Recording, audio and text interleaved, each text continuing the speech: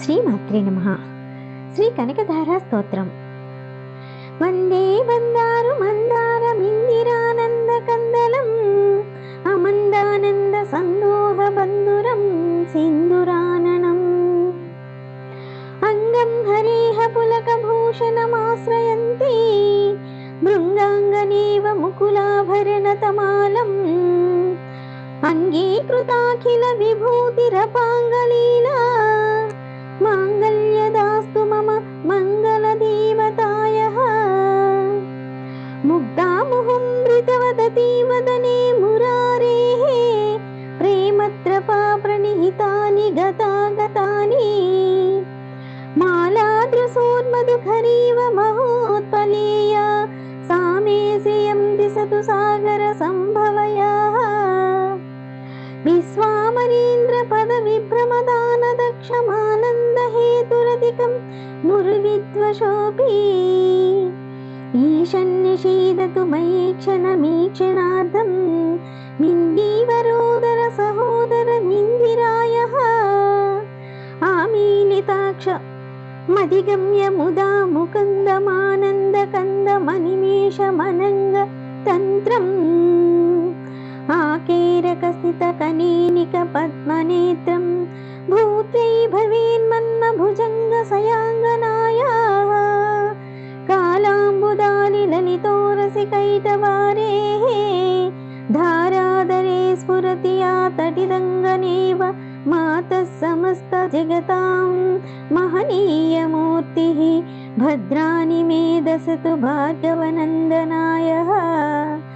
బాహ్వంతరే మురజితః శ్రితకౌస్తుభేయాహారావలీవ హరినీలమయీ విభాతి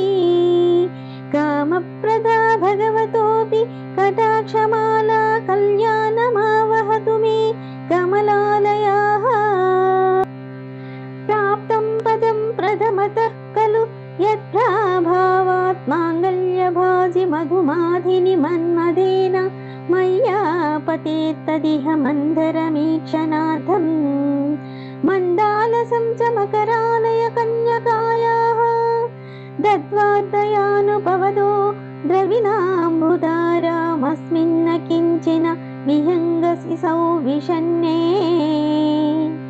దుష్కర్మ ఘర్మమపనీయ చిరాయ దూరం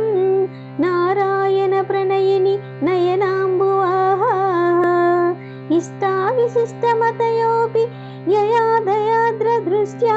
శ్రీవిష్టపదం సులభం లభంతే దృష్టిః ప్రహృష్ట కమలోదర దీప్తిరిష్టాం పుష్టిం కృషీష్ట మమ పుష్కర విష్టరాయః గీదేవతేతి గరుడధ్వజ సుందరీతి శేంకసభరిరీతి శశిరేఖ వల్లభీతి సృష్టి స్థితి ప్రళయ కేలిషు సంస్థితాయై తస్యై నమః త్రిభువనైక గురోస్తరుణ్యై శ్రుత్యై నమోస్తు శుభకర్మ ఫల ప్రసూత్యై రత్యై నమోస్తు రమణీయ గుణార్ణవాయై సఖ్యై నమోస్తు శతపత్ర నికేతనాయై పుష్ట్యై నమోస్తు పురుషోత్తమ వల్లభాయై నమోస్తు నాళీక నిభాననాయై నమోస్తు దుగ్ధోదధి జన్మభూమ్యై నమోస్తు సోమామృత సోదరాయై నమోస్తు స్థిర నారాయణ వల్లభాయై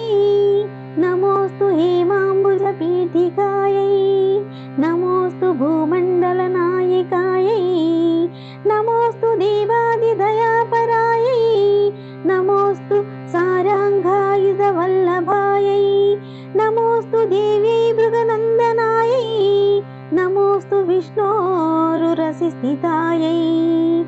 నమోస్తు లక్ష్మై కమలాలయై నమోస్తు దామోదర వల్లభాయై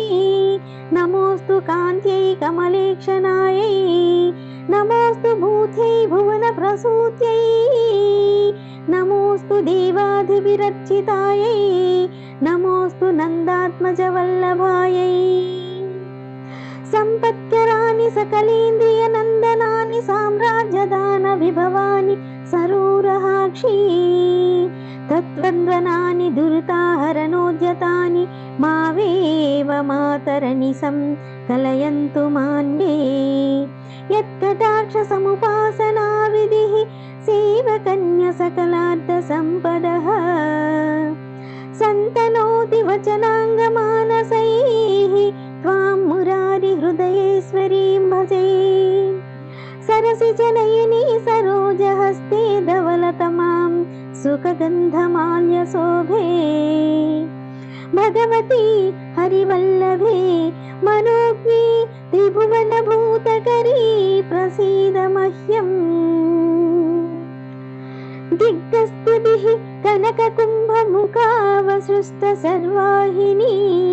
विमलचारुजलप्लुताङ्गीं प्रातर्नमामि जगतां जननी मशेषलोकाधिनाथगृहिणी ममृताब्धिपुत्रीं कमले कमलाक्षवल्लभे त्वं करुणापूरतरङ्गितैरपाङ्गैः अवलोकय मामकिञ्चनानां प्रथमं पात्रमकृत्रिममण्डयायः बिल्वाटवीमज्जलसत्सरोजे सहस्रपत्रे सुखसन्निविष्टाम् अष्टापदोऽम्बुरुहपाणि पद्मां सुवर्णवर्णां प्रणमामि लक्ष्मीं कमलासनपाणिनाललाटे लिखितामक्षरपङ्क्तिमस्य जन्तोः परिमार्जय मातरङ्घ्रिनाथे धनिकद्वारनिवासदुःखः दोग्रदीम् अम्बोरुहं जन्मगृहं भवत्याः वक्षस्थलं भर्तृगृहं मुरारे कारुण्यतः कल्पय पद्मवासे लीलागृहं मे हृदयारविन्दं स्तुवन्ति ये स्तुतिभिरमोभिरन्वहं त्रयीमयीं त्रिभुवनमातरं रमां गुणादिका गुरुतर भाग्यभासिनो भवन्ति ते भुवि बुध